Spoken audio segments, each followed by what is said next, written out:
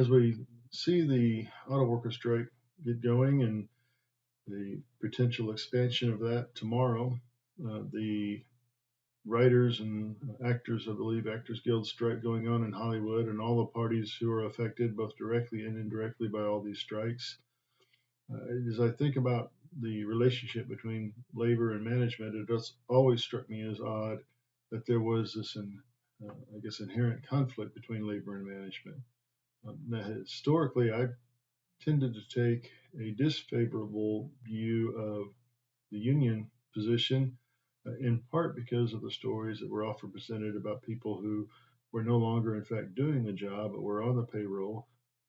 So they were a cost to the business that had no return on investment, but they were also a cost to their fellow employees, everybody else who was on the union payroll. But I do think that today there are legitimate reasons for the unions to have, I guess, renewed appeal to the general population and to be flexing their muscle, so to speak, in the current negotiations. Because I think that the need for unions is highlighted by the gross inequity in the income levels between management and ownership and the actual employees on the job. Now, there are several factors at play here, and this particular point that I am making has to do more with these large national multinational companies who employ hundreds and thousands and tens of thousands of employees, and the relationship in the job market or in the market today um, to businesses like that and the stock market. When I was a youngster, which has been a while now, the stock market was considered to be the playground of the rich who had money to burn. That was presented as essentially not too far removed from gambling if you put money into the stock market. Now, I think the people the financial industry, which I have some things to say in other videos about, I think the financial industry has been successful in integrating stock market and the perception of an economy from the perspective of a stock market and the way capital is managed.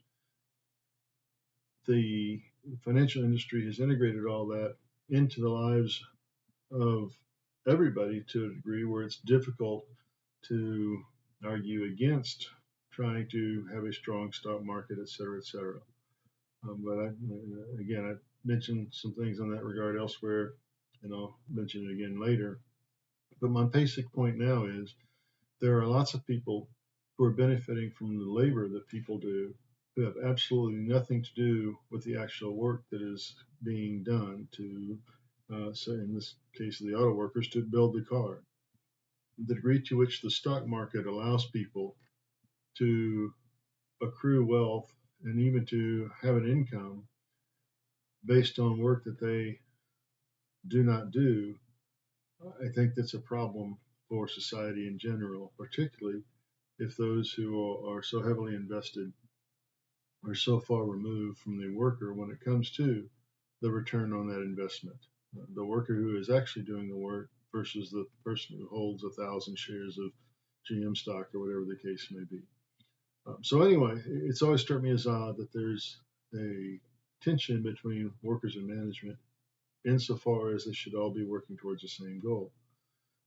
And I think there's also a tension in looking at the big companies like GM and name your national, international company versus the mom and pop stores on Main Street, particularly in the smaller towns, but even in the large cities where the actual business is a turnover type business where there's income and outflow and it's a balance, an economic balance between costs and expenses and profits that allows the owner and the employees to thrive, sometimes just survive in a situation where it's to everybody's benefit to work together to realize profitability and to hopefully share in that profitability.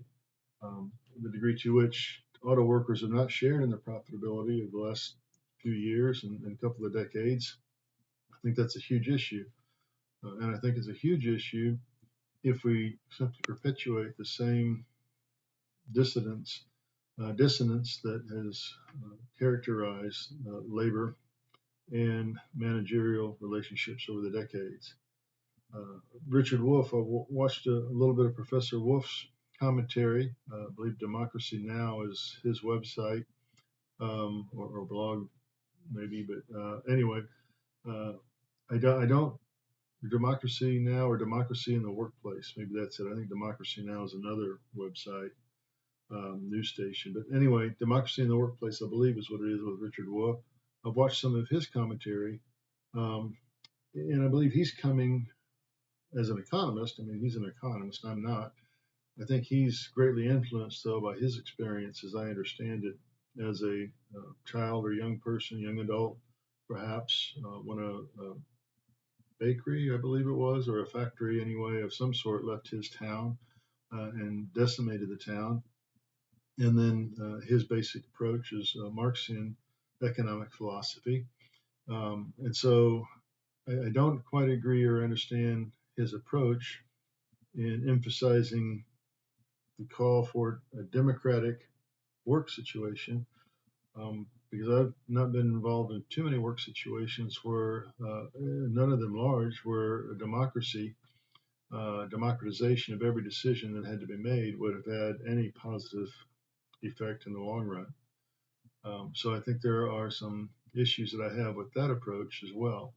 But anyway, all this to say that I think, as someone who considers himself to be conservative and has historically tended to be more anti-union than pro-union, the degree to which unions serve to solely protect those who are members at the exclusion of opportunity for those outside the union, and at the protection of those who aren't really benefiting the workplace on the payroll.